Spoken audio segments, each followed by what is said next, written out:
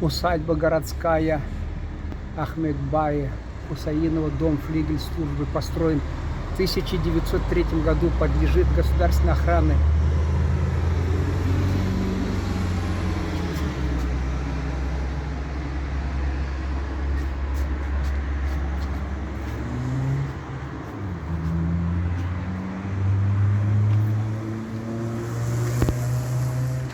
Хусаиновы строили на века.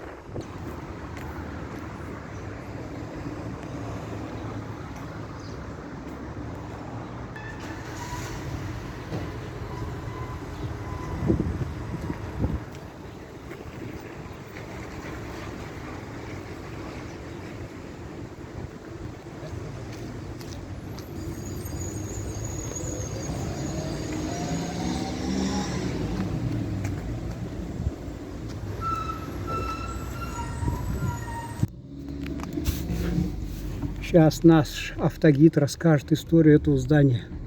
Надеемся.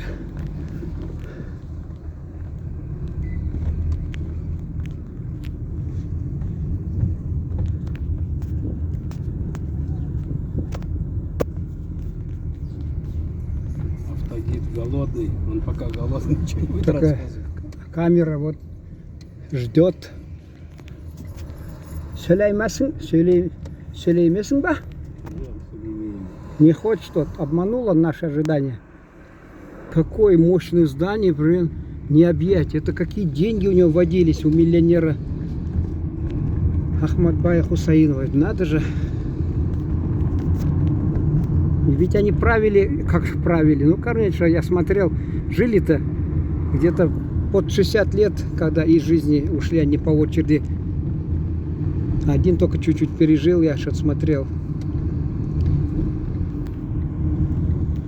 И надо же, не только в областном центре, но и в нашем родном селе Покровка, Соль-Илецкого района. А тогда это было село Жиренкулинский базар Уральской области. Жиренкулинский базар село называлось. И Хусаинов там построил. И еще вроде в Чингирлау аналогичная мечеть. В Нежинке, ну не мудрство и лукаво, там архитектура везде была однообразная, а вот дом его нормальный. Потом писал Савильзон, что ли, как его фамилия, к сожалению, не помню, в газете Южный Урал или как в Оренбурге, что приходил, когда строили храм православный, он пришел, сказал, фундамент от меня.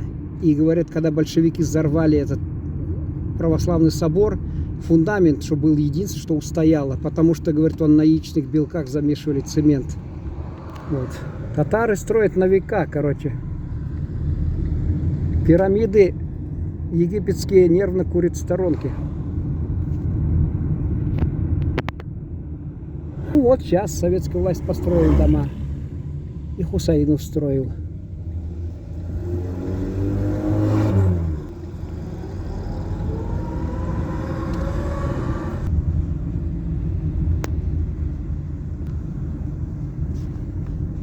Чайхана.